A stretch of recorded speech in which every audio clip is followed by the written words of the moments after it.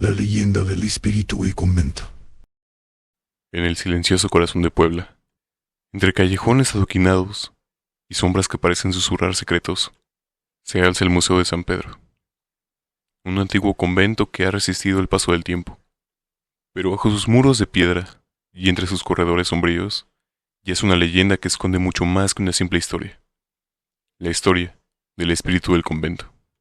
En el siglo XVI, el convento no solo era un refugio espiritual, sino también un lugar de oscuras inquietudes. Entre sus paredes se encontraba una joven monja, cuya vida de oración y devoción se veía opacada por una salud frágil y una existencia solitaria. La joven era conocida por su fe inquebrantable, pero su vida estaba marcada por la soledad y el sufrimiento. La noche en que su cuerpo cedió ante la enfermedad, el convento estaba en una calma ominosa, como si presintiera el fin inminente. Este relato empieza en la fría celda donde la monja pasó sus últimos momentos, sin compañía ni consuelo. La monja enfrentó su muerte en un silencio mortal. Nadie escuchó sus últimas oraciones, ni el sordo lamento de su agonía. Fue al amanecer, cuando sus hermanas en la fe descubrieron su cuerpo sin vida, aún en una posición de sufrimiento. Desde esa noche se dice que el espíritu de la monja vaga por el convento, atrapado en un ciclo de tormento eterno. Los visitantes del Museo de San Pedro, que ocupa lo que alguna vez fue un austero convento, han experimentado fenómenos que desafían toda lógica. En la celda de la monja, una atmósfera pesada y opresiva se apodera del lugar, como si el aire mismo estuviera impregnado con el dolor de una vida interrumpida. Las luces parpadean de una manera errática, y las puertas que deberían permanecer cerradas se abren y cierran solas, como si una mano invisible las moviera. Algunos han afirmado haber visto una figura espectral, envuelta en un hábito desgastado, deslizándose entre las sombras de los pasillos desiertos. El frío helado que la precede es un recordatorio tangible de su presencia etérea. Los susurros nocturnos, apenas audibles, se convierten en lamentos que recorren los pasillos vacíos. Se rumorea que estos susurros son ecos de la monja tratando de comunicarse, su dolor resonando en cada rincón del convento. Algunos visitantes han sentido una presencia opresiva y dolorosa, como si una mano invisible estuviera apretando su pecho, atrapando su respiración en un abrazo frío y espectral. La leyenda del espíritu del convento es una historia de angustia y desolación. Hoy en día, el museo no solo atrae a los amantes del arte, sino también a aquellos que buscan enfrentar el terror que acecha los rincones más oscuros de la historia. Y así, mientras recorre los pasillos, pude sentir la fría presencia de un alma condenada, un lamento eterno que sigue resonando en la penumbra del convento. La casa que mató al animal. La próxima vez que camines por la avenida 3 Oriente y te encuentres frente a la casa número 201, haz una pausa y deja que tu mirada se pierda en una fascinante arquitectura.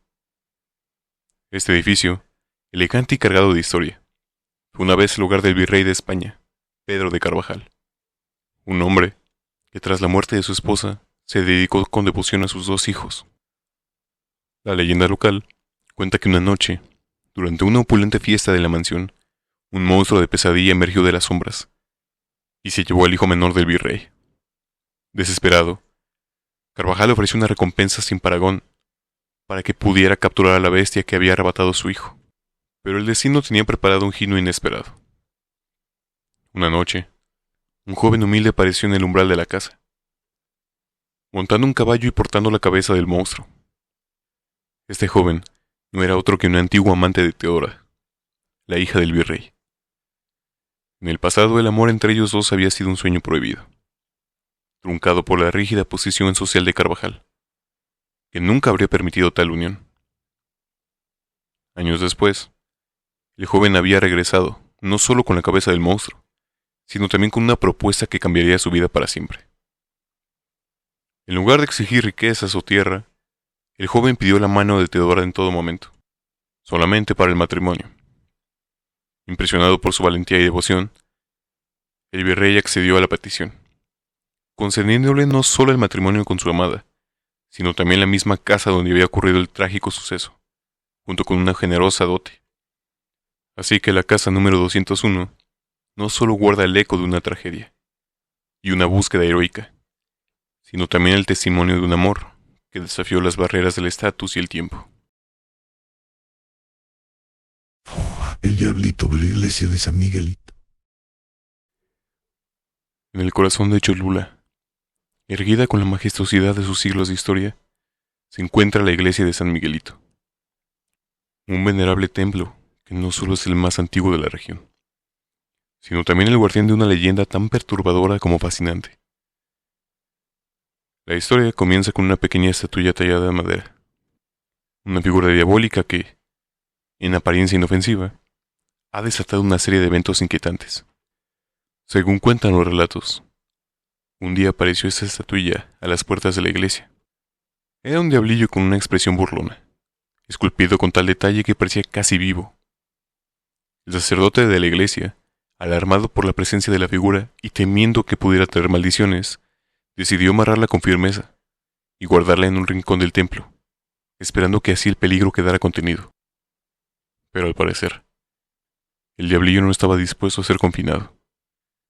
Los vecinos pronto comenzaron a relatar historias perturbadoras. Decían que la estatuilla escapaba de su prisión con sorprendente regularidad. En las noches más oscuras, cuando el silencio de la ciudad es más palpable, la pequeña figura parecía desatar su maldad en el mundo. Los relatos de tragedias en Cholula, desde asesinatos hasta asaltos y desgracias inexplicables, eran atribuidos a este travieso y malévolo ser. Al día siguiente, la estatuilla reaparecería, desamarrada y colocada en algún rincón inesperado dentro de la iglesia, como si se burlara de los esfuerzos de quienes intentaban controlarla. El sacerdote, inmune al asombro y al escepticismo, afirma que algunos devotos se acercan a la iglesia, no solo para rezar, sino también para pedirle favorcitos al diablo.